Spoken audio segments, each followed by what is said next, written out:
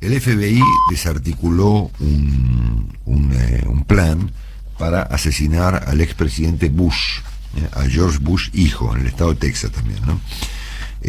Toda la crónica del asunto fue publicada ayer por el diario El País de Madrid, en su página de internet. Y bueno, eran tipos de ISIS, ¿no? Que finalmente los agarraron. Una cosa bastante poco sofisticada, por cierto, pero efectivamente pretendían matar al expresidente Bush, ¿no? Digamos, de hecho, en este contexto, matar a un expresidente norteamericano convulsionaría más el mundo de lo convulsionado que está. Y finalmente, algo que sugerimos un poquito con Juan en las últimas horas, pero no lo profundizamos. Ayer me tomé el trabajo de leer completo el documento que publicó justamente el diario El País de Madrid sobre lo que está ocurriendo en un lugar llamado Xinjiang, si lo pronuncié bien, querido Juan. Sí. Donde mi conclusión es que los chinos, y esto es interesante para la señora Kirchner, ¿no es cierto?, que ha postulado al modelo chino como el modelo que Argentina debiera seguir, ¿no es cierto? Bueno, claro. Lo que hay en Xinjiang es directamente campos de concentración. Sí. Campos de concentración. Donde se adoctrina, Marcelo. Se adoctrina a la gente. Exactamente. Bueno, las imágenes son... La verdad que el documento que publicó El País merecería un Pulitzer, ¿no? Sí. O algo por el estilo. Yo no sé si lo publicó alguien más. Sí, 13 medios internacionales. Okay. Por ejemplo, Le Monde también, aquí en Francia. Bueno, donde muestran con detalles, con elementos, con archivos, con datos, con correos, con cientos de información que comprueba esta historia, cómo el gobierno chino reprime y encarcela, e inclusive mata y encarcela niños de la comunidad uigur, que son los chinos de origen y de religión musulmana. El documento es absolutamente alucinante, no deja ninguna duda de un asunto que viene hablándose hace mucho tiempo, que no es menos grave que lo que Rusia hace en Ucrania, es lo mismo. Y que está haciendo en este momento con los ucranianos que deporta del Donbass hacia Rusia, van a centros de concentración. Sí, exactamente. Acá está, mira, no lo había visto esto, tenés razón, Juan, es El País junto a 13 medios que han publicado esta investigación. Se llama Los Archivos Policiales de Xinjiang, ese es el nombre del trabajo, con muchísimos elementos de prueba y toda una serie, inclusive hay un artículo adicional que se publicó anoche tarde, con las claves para entender la investigación, que son bastante complejas, ¿no? Bueno, lo cierto está en que me importa este dato porque la señora Kirchner aquí en Argentina había sugerido que China era eventualmente un modelo que Argentina podía seguir, y un modelo es un modelo en su conjunto, ¿no? Claro. O sea, no es un pedazo del modelo o un pedacito del modelo. El modelo es el modelo, ¿no es cierto? Y China tiene en este momento un modelo dramáticamente autocrático, muy agravado y muy radicalizado, sobre todo con el señor Xi Jinping, que es muy peor que sus antecesores, que efectivamente, bueno, ha logrado imponer allí un capitalismo completamente salvaje. Bueno, derivado del modelo político. Derivado de una situación de dictadura, digamos, y de represión y de campos de concentración directamente en territorio chino, ¿no? Hoy Xi Jinping le dio explicaciones esta mañana a la alta comisionada de las Naciones Unidas, Michelle Bachelet, que está en China y fue a ver esto que en realidad no pudo ver Marcelo porque no pudo acercarse. Hubo una videoconferencia donde Xi Jinping dio algunas razones y solamente una frase breve. Le dijo: los derechos humanos deben adaptarse a las condiciones nacionales. Los derechos humanos se condicionan a las necesidades nacionales. O sea que son no son universales. Que son relativos, digamos, no son universales, claro. Correcto. No. Bueno, no, es un dato interesante para el Instituto Patria, digamos, y Profesor Kirchner, que públicamente postuló hace no más de 2 semanas en la provincia del Chaco, que China era el modelo que ella entendía era el modelo más apropiado para seguir. Si a eso lo conectamos con los comentarios que ha formulado el presidente Fernández en Europa respecto de la cuestión rusa, esto es que había que levantar las sanciones y que había que evitar el envío de armas a Ucrania, entre los dos, el presidente y su vice, tienen una confusión en la cabeza muy grave, ¿no? A ver, lo primero que un gobierno debe definir es su posición ante los temas del mundo. Primero, de ahí para abajo, es lo más importante. Entonces yo entiendo que hay cuestiones muy entretenidas para discutir respecto de la vida cotidiana de la Argentina, y estamos entretenidos en cuestiones secundarias, no viendo un elefante, ¿no es cierto?, que son los modelos y las ideas que el presidente Fernández y su vice postulan respecto de la Argentina y el mundo.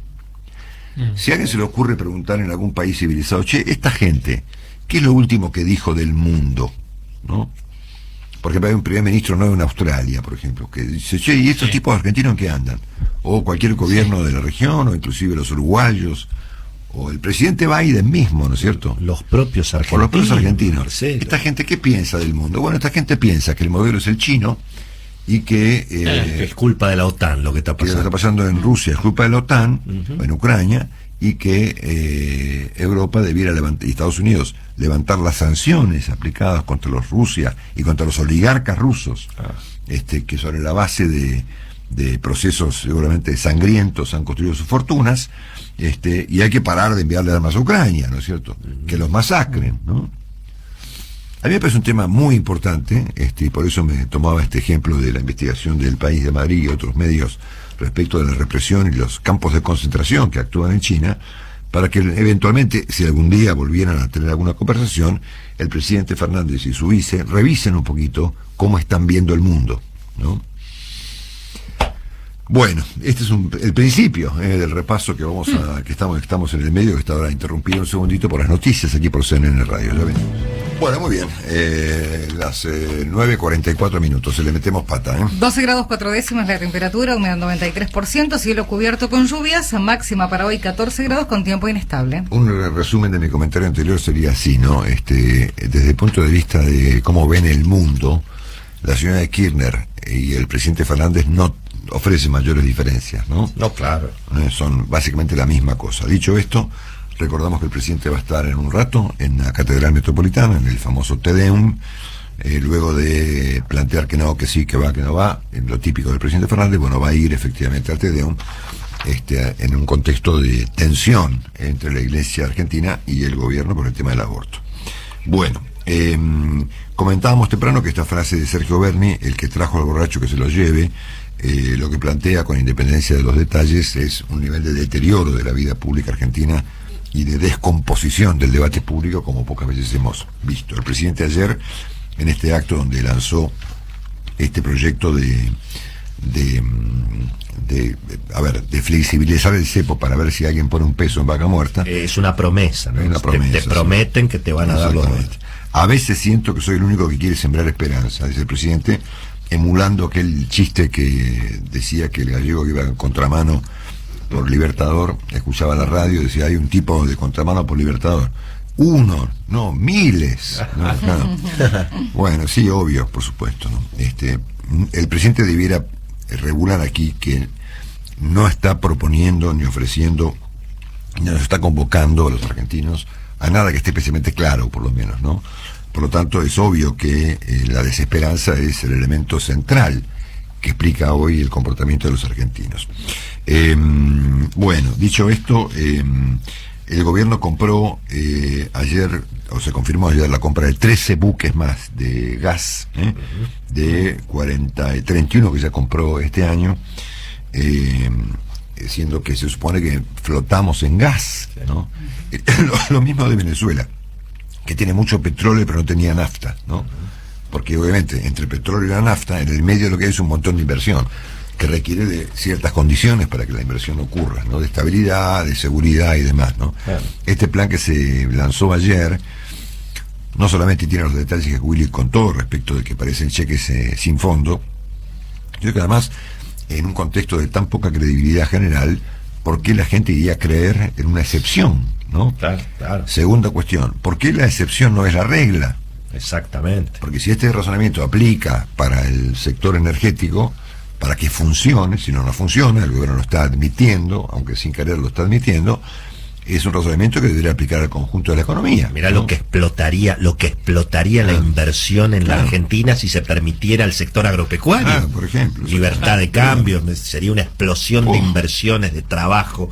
Exactamente. Bueno, yo comenté temprano que la suba del piso de ganancias va a aplicar después del aguinaldo, para atrapar, obviamente, a más contribuyentes en el impuesto a la ganancia para los trabajadores. Y Willy la empeoró con este cuadro que trazó respecto de la declaración de bienes personales para las personas que tengan inmuebles en la Ciudad de Buenos Aires. ¿Cómo es la fórmula que dijiste?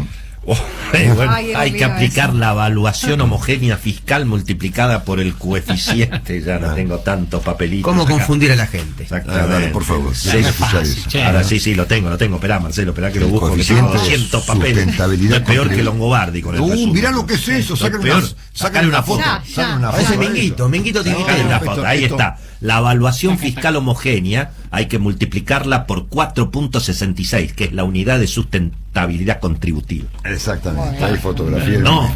Sí, señor. Vamos a después de acá. Siempre he dado la información. Bueno, muy bien. Aparece en escena el señor Ginés González García, señores. ¿Cómo no?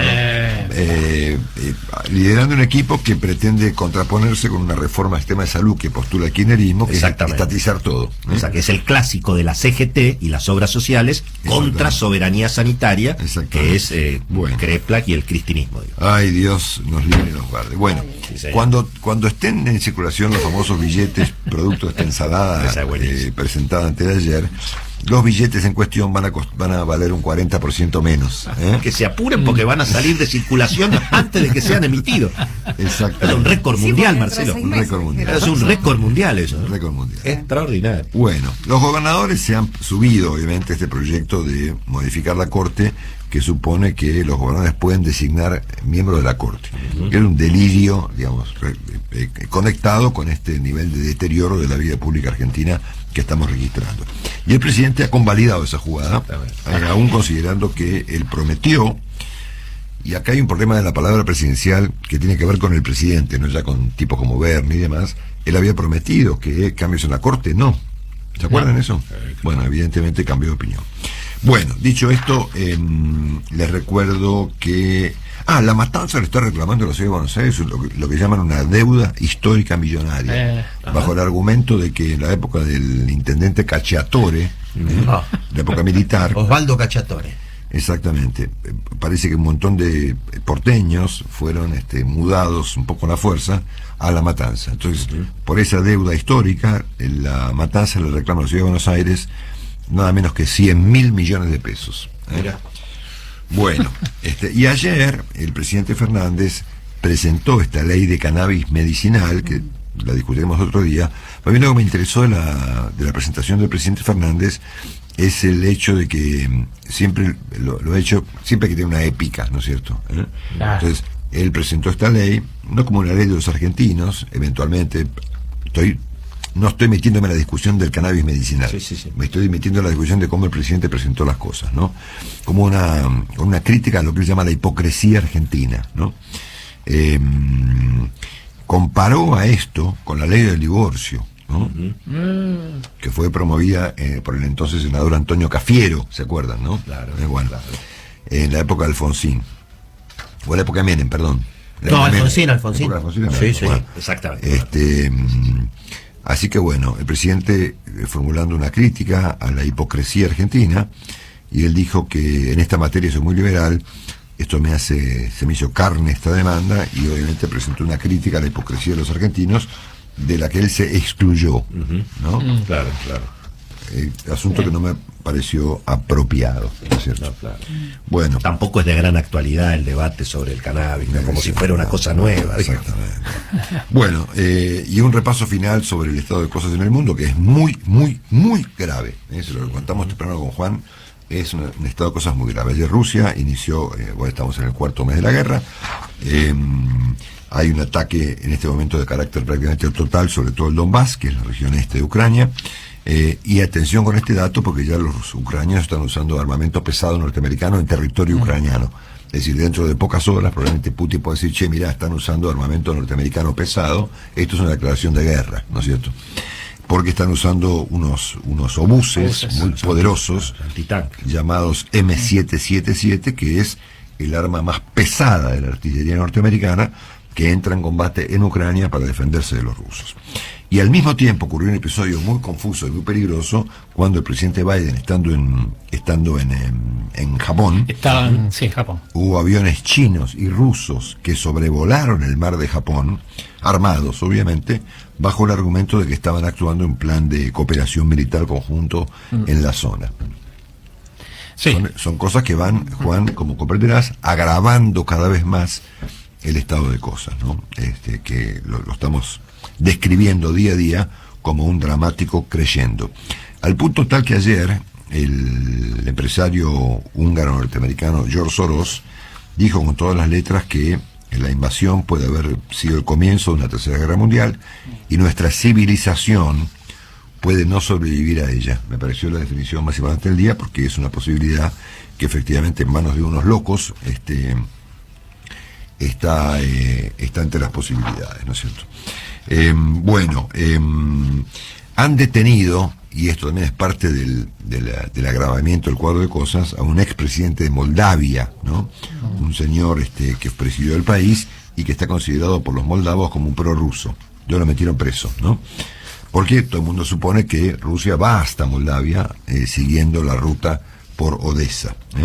Habló ayer, lamentablemente, en términos muy inapropiados, el ex secretario de Estado norteamericano Henry Kissinger, que propuso que para terminar con esta historia, el presidente Zelensky debía ceder territorio ucraniano para sellar la paz, ¿no es cierto? Y obviamente, a juicio de los ucranianos, y yo coincido con ellos, sería una consagración de la brutalidad, ¿no?